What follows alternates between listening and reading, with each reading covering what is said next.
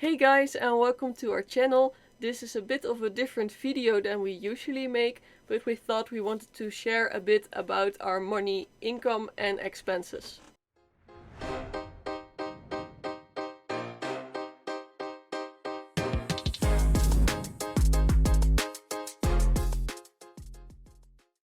When we started Vanlife, we were always very curious how other people manage their money. We work from distance, we have a really cheap rent, but we have quite an expensive car, quite an expensive insurance. So what does it all add up to? We're gonna tell you guys everything. So let's start with the expenses. As you might know, Jeroen loves to cook, so it's not really the food that we save a lot of money on. We love to buy fresh foods, also meat. And nowadays even we start every morning with a freshly made smoothie, and that isn't really the cheapest breakfast there is. Yes, so this adds up to a staggering amount of 741 euros. But this also includes Leo's food, cleaning supplies and other essentials that you get from the supermarket. And one of those essentials is of course my big jamon I buy, I think once a month. It's like my little piece of meditation, but that's also groceries. And it's maybe also interesting to note that this isn't only groceries, this is also food in general. We just don't eat out. Last month we spent €0 on eating out or going to bars. Then the insurances we pay in total with excluding the car insurance, €381.49. This includes Lisa's insurance, my insurance, Leo's insurance as well, a travel insurance for all of our stuff, and if something out of the ordinary happens with our van or we have car problems on the road, this insurance covers that as well, and also a law insurance. I'm not entirely sure what American people pay in health insurance, but for us, when people have a low income, there's also a healthcare allowance. And because Jeroen's yearly income is not above the threshold, he is still eligible for that healthcare allowance. Yes. My income is above the threshold, so I have to fully pay for my health insurance. Which is €124 a month. So that almost covers my entire insurance, only a couple of tenors. Then moving on to the car cost. The car cost is usually divided in four big things. The diesel, the insurance, the road taxes and the maintenance. For diesel, this month we didn't drive too much and we also didn't let the motor run for extra electricity. So we paid €152 for diesel, €106 for insurance and €88 for road taxes. The road taxes is high because we pay Dutch road taxes even if we're driving in Spain, and the car isn't registered as a camper van but just as a van, so we also have to pay extra for that. And the insurance and road taxes are of course bounded for a year, so they're for 12 months every month the same, and the diesel of course fluctuates. We also didn't pay anything for maintenance this month because car repairs and maintenance we do yearly, and we try to uphold the car as good as possible because we drive in it, we live in it, we do everything with it.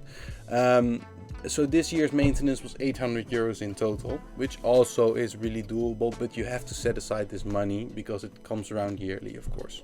And those were all of our big expenses this month, and those big expenses, which come around every month, total up to €1,486.78.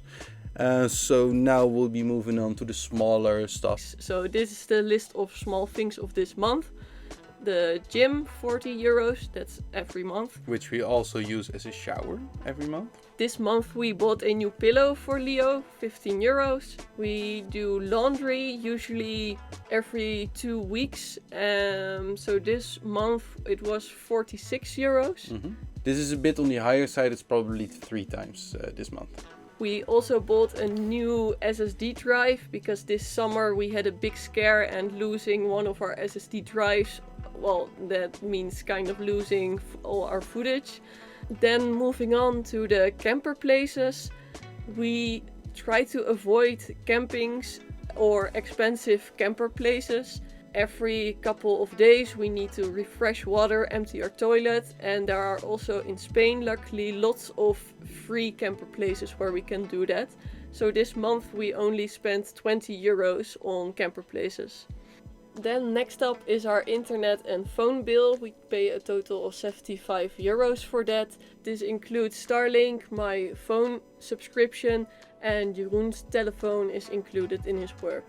Then lastly we pay 4 euros for our bank accounts.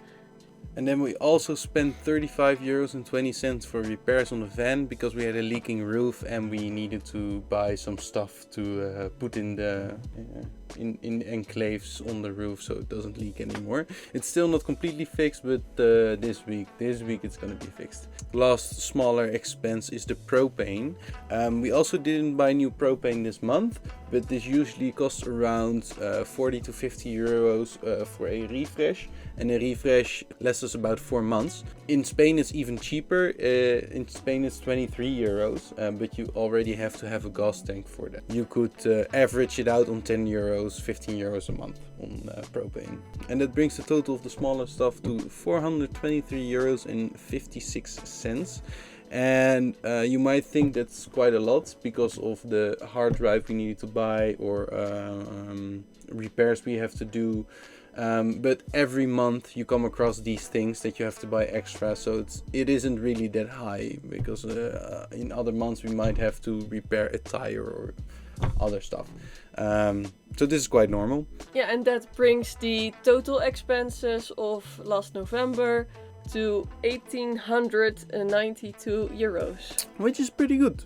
Especially for two digital nomads, we spend a lot of our time on our laptops, and our laptops are pretty power hungry, especially if you count in the video editing as well. We have 660 watts of solar and 600 watts of car charging whenever we drive. So that saves so much money for us. We can literally go 4 days or indefinitely without electricity because the setup is so good. We also have a water filtration system in our van, which doesn't cost any money this month, but it of course does cost money to buy some new filters. We have 2 water filters, one for filtering bigger pieces like chloride, that usually lasts about 2 months and costs 20 euros. The second filter is for smaller particles, bacteria, so that it is drinkable water. That one lasts longer, but is also 50 euros. Yeah, I think about 4 months we can do with the second one. We are both freelancers, which makes it possible for us to work from home, which is always in a different spot. I have more consistent tasks at a company, which makes my income not fluctuate as much as Lisa's. And for me, I take on different kinds of projects. So there can be months where I earn very little, but there are also months where I earn much more. So without spoiling too much about our actual income, this month we decided to put 2,500 euros in our joint bank account to pay for all of these expenses, but we put this in our bank account at the first of the month, and then we experience how much the month is actually going to cost. So and we try to save a bit this month. We try to put more in than we actually need to spend. So we already expected to spend right around 2,000 euros. So we put in 2,500, so we have 500 left over to put in a savings or an investment account. It's always nice to put in more, so whenever something comes across or the bill is getting higher than you expect, it's nicer to have some left over than to have to grab something out of a savings account. But 2,500 is not all of the money we get from all of our work. So the rest of the money that we have left over, we divide this per ratio. So for example, if Lisa earned 2,000 euros in a month and I earned 1,000 euros in a month, then Lisa gets 66% of the leftover money and I get 33% of the leftover money. which sounded the most fair for us. That does not mean that Jeroen works less, because we kind of agreed that Jeroen loves cooking, so he does a lot of the cooking. If the van breaks down, well, he is the one to fix it. So that's work without earning money that we also take into account in our relationship. In the end, about the ratio, we do split it unevenly now, but we plan to live happily ever after, and then it all doesn't matter anymore, and we just merge our bank accounts, but well, not yet. And like the video if you would like to see a part 2 where we handle all of the cost in building use. We could do a separate video with all of the cost of that. And then we're gonna see you next time in the next vlog. Bye bye!